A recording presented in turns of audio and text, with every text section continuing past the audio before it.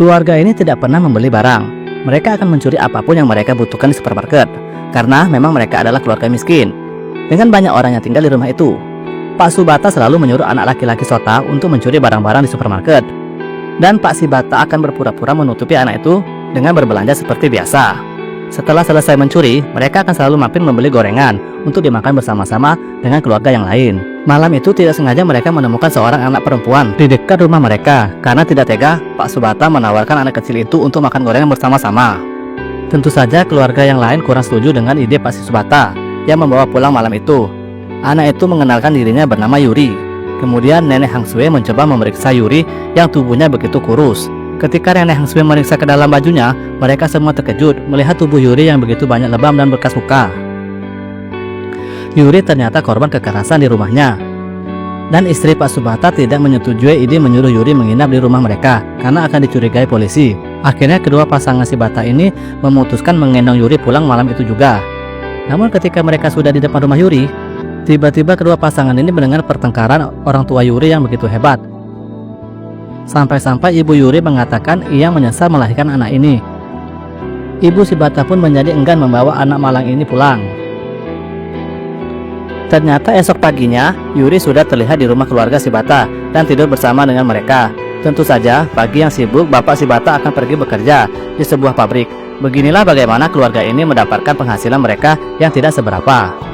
Sementara ibu Shibata sendiri bekerja di sebuah laundry yang membuatnya sering menemukan benda-benda kecil yang bisa ia curi dari baju-baju yang ia cuci.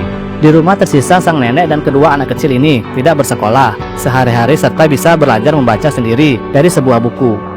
Tiba-tiba mereka dikejutkan kedatangan seseorang di rumah mereka. Sang nenek mencoba mengintip dan ternyata itu adalah seorang pria. Sedangkan di satu sisi, Shiota meminta keluar untuk bersembunyi dari orang yang mungkin saja dari pemerintah yang mengecek keluarga mereka. Pria ini seorang agen perumahan. Yang pria ini tahu nenek keluarga Shibata hanya tinggal sendirian, sehingga ia meminta nenek Shibata untuk pindah ke perumahan yang ia tawarkan. Karena tempat tinggalnya sekarang ingin dibeli oleh sebuah perusahaan.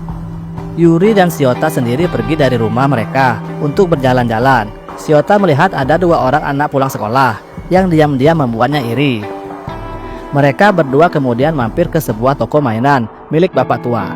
Shota mengecek bapak tua itu dari cermin. Dan ketika ada seseorang pelanggan yang ingin membeli rokok, disitulah saatnya akan beraksi, mencuri barang seperti biasanya. Tentu sebelum Shota melakukan perbuatannya, ia akan berdoa meminta keberuntungan. Dan ketika ia sudah siap, dia kemudian mengajak Yuri untuk segera pergi dari sana. Bapak Shibata ternyata pekerjaannya hanya menyapu dan membantu beres-beres saja.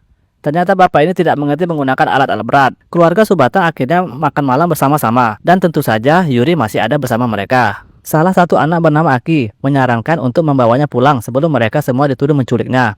Namun menurut ibunya, kita tidak mengurungnya selama tidak melakukan kejahatan kepada anak itu. Lebih baik membiarkan Yuri tinggal bersama kita. Akhirnya bapak Shibata pulang. Namun kali ini ia pulang tidak sendirian, melainkan digotong temannya yang lain. Keluarga ini kemudian panik melihat kaki dia mengalami kecelakaan. Dan ketika mendengar ia akan mendapatkan kompensasi yang besar, ibu Subata begitu senang. Karena itu berarti mereka akan dapat uang banyak. Bagaimana cerita berikutnya? Lanjut part 2 ya guys.